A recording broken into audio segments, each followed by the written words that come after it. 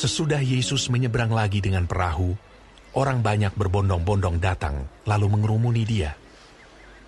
Sedang ia berada di tepi danau, datanglah seorang kepala rumah ibadat yang bernama Yairus.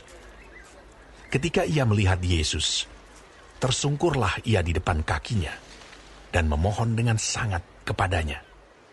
Anakku perempuan sedang sakit, hampir mati. Datanglah kiranya dan letakkanlah tanganmu atasnya, supaya ia selamat dan tetap hidup.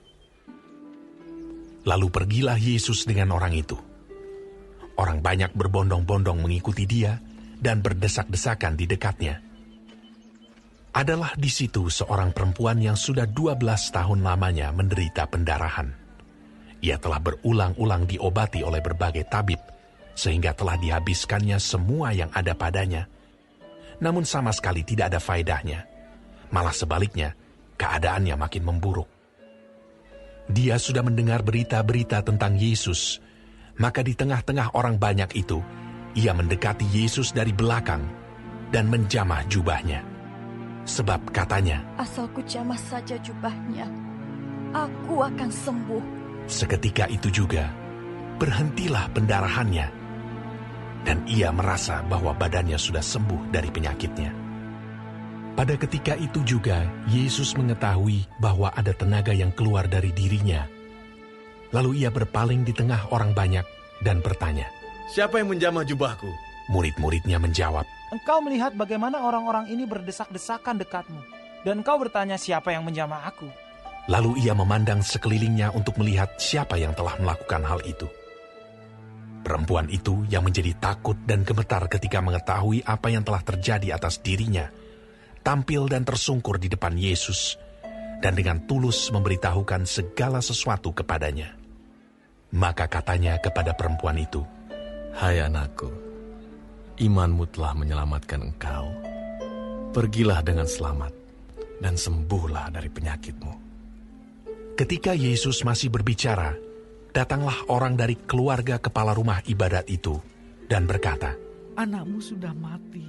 Apa perlunya lagi engkau menyusah-nyusahkan guru?" Tetapi Yesus tidak menghiraukan perkataan mereka dan berkata kepada kepala rumah ibadat, "Jangan takut, percaya saja."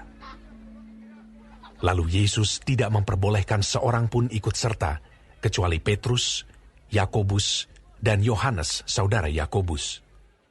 Mereka tiba di rumah kepala rumah ibadat, dan di sana dilihatnya orang-orang ribut, menangis, dan meratap dengan suara nyaring.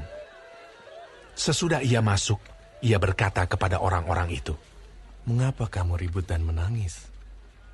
Anak ini tidak mati, tetapi tidur." Tetapi mereka menertawakan dia. Maka diusirnya semua orang itu. Lalu dibawanya ayah dan ibu anak itu, dan mereka yang bersama-sama dengan dia, masuk ke kamar anak itu. Lalu dipegangnya tangan anak itu. Katanya, "Talita kum," yang berarti, "Hai anak, aku berkata kepadamu, bangunlah." Seketika itu juga anak itu bangkit berdiri dan berjalan, sebab umurnya sudah 12 tahun. Semua orang yang hadir sangat takjub. Dengan sangat ia berpesan kepada mereka supaya jangan seorang pun mengetahui hal itu. Lalu ia menyuruh mereka memberi anak itu makan.